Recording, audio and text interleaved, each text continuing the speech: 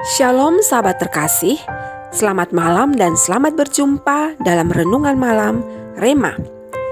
Kiranya kasih dan perlindungan Tuhan Yesus Kristus akan tetap ada bagi kita. Mari sahabat, kita berdoa sebelum masuk ke perenungan. Bapa kami yang di sorga, terpujilah namamu. Terima kasih untuk segala anugerah dan berkat-Mu. Syukur untuk malam ini ya Bapa, melalui Rema, tuntunlah kami dengan Roh Kudus-Mu agar bagian firman dan perenungannya boleh terpatri dalam hati kami dan kami lakukan dalam hari hidup yang masih diberikan bagi kami. Dalam nama Tuhan Yesus Kristus kami berdoa. Amin.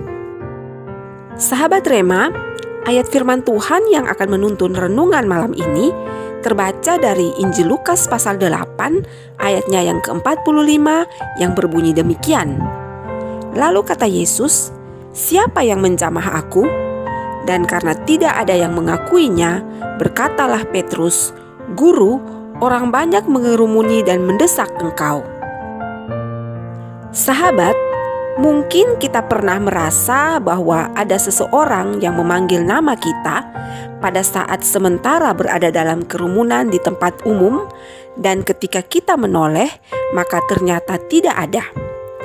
Atau mungkin juga kita pernah mengenal seseorang di tengah keramaian, namun pada saat kita menghampiri, ternyata hanya mirip dengan orang yang kita kenal.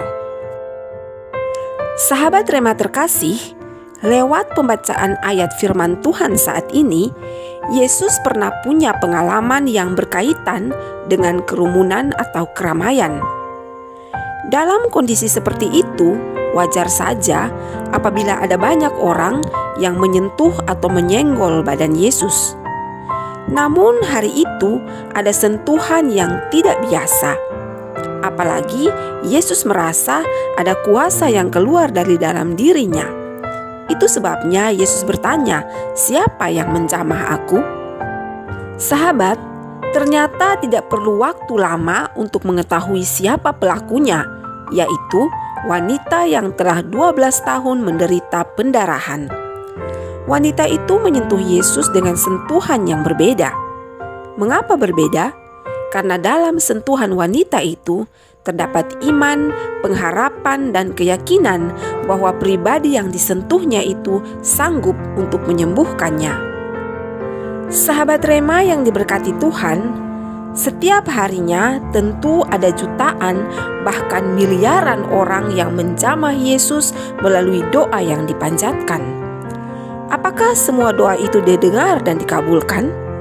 Jawabannya belum tentu, karena Yesus sendirilah yang berdaulat untuk menentukan doa mana saja yang akan dikabulkan, ditunda atau ditolak menurut pengertian dan kedaulatannya. Sebagaimana banyak orang yang berkerumun di sekitar Yesus yang sangat berpotensi bagi Yesus untuk disentuh, dijamah, bahkan disenggol. Dari sekian banyak jamahan dan sentuhan yang mengenai tubuh Yesus, hanya pada saat dijamah oleh si wanita yang sakit pendarahan selama 12 tahun itulah yang membuat Yesus merasakan ada kuasa yang keluar dari dalam dirinya. Sahabat Rema, belajar dari perempuan yang sakit pendarahan selama 12 tahun ini, ada hal yang patut kita lakukan agar kuasa Yesus berlaku atas hidup kita.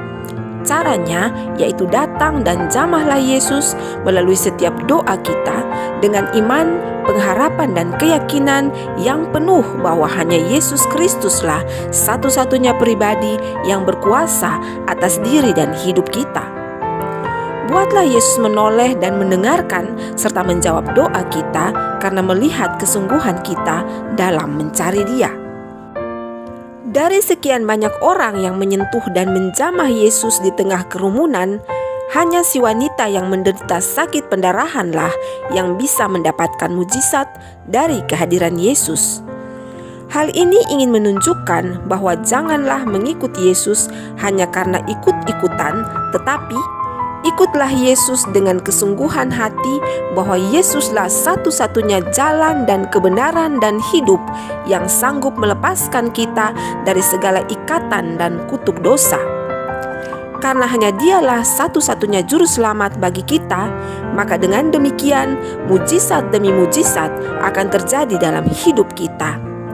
Ingatlah sahabat, bahwa Tuhan Yesus selalu tertarik pada mereka yang mendekatinya dengan iman, pengharapan, dan keyakinan yang penuh. Sahabat, mari berdoa. Kami bersyukur kepadamu Bapa di sorga, karena kasih-Mu tidak pernah habis dalam hidup kami. Saat ini satu hal lagi yang Engkau ingatkan bagi kami, bahwa kami harus mendekati-Mu dengan kesungguhan penuh. Tolong kami ya Bapa, agar kami sanggup untuk melakukannya. Dalam nama Yesus Kristus kami berdoa. Amin. Sahabat Rema yang diberkati Tuhan, terima kasih untuk kebersamaan saat ini. Pesan Rema, jangan pernah berhenti bersyukur kepada Tuhan, karena Tuhan tidak pernah berhenti untuk memberkati kita. Selamat beristirahat ya sahabat. Jika Tuhan berkenan, maka kita akan bersama lagi pada Rema selanjutnya. Selamat malam sahabat. Kasih dan perlindungan Tuhan yang sempurna selalu ada bagi kita. Shalom.